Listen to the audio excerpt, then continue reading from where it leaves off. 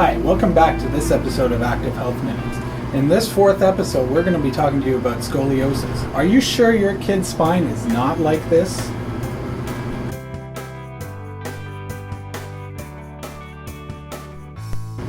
I'm going to talk to you today about the detrimental effects of scoliosis and how you can identify it at home. Listen up. I'm ready to show you how we're going to identify scoliosis on an actual patient with scoliosis.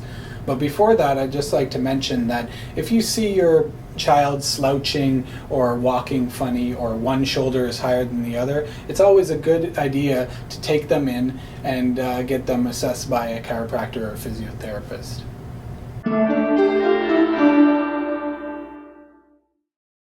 Hi, we're back. So I'm going to show you now how to identify scoliosis.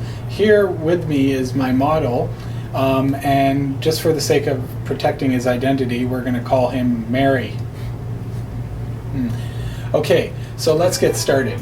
I'm going to show you first on our model, Mary, as he turns around. We're going to check his shoulder height first. It's always important to check shoulder height when identifying scoliosis. So with our model here, the right side is a little bit higher.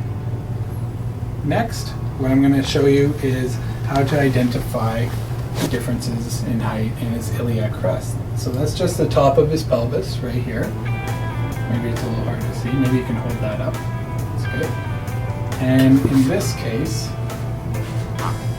again, the right is a little bit higher. Okay? And finally, I'm going to get our model here to bend down, touch his toes. And with scoliosis, you're always going to get a rib hump on the side that the scoliosis is bent away from. So here's a little bit of a bump. Okay?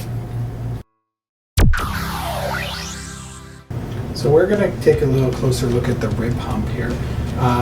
You're first going to take a look at your child from the back and identify this rib hump from the back. You're going to get them to bend over, to touch their toes, and that will reveal this rib hump right here that's a little bit higher than this other side. And it's indicative of this curve bending towards the side of the rib hump.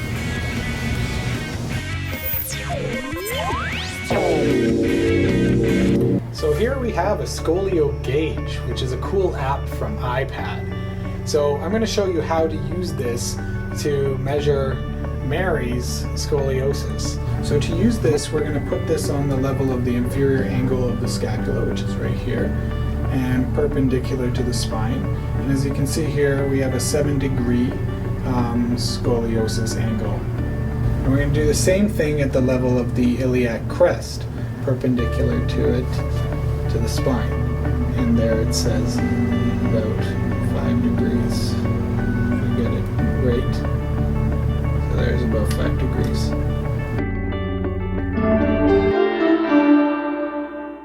So scoliosis is not a disorder in isolation. It's actually a disorder that causes many detrimental effects, or can cause many detrimental effects. One of them can be chronic headaches. You could have rib dysfunction, which leads to breathing problems. You can get compression of your organs, which leads to digestive issues, cardiovascular issues. You could have back pain, mid-back pain, neck pain as a result of it. And it can even affect all the way down your legs, causing knee problems. So it's very important that we identify it early so we can target it, fix it, and prevent future issues. Active Health Solutions, we can design a comprehensive treatment program that will help correct or just improve your kid's posture. So bring your kid in. Stay tuned for the next episode of Active Health Minutes. See you soon.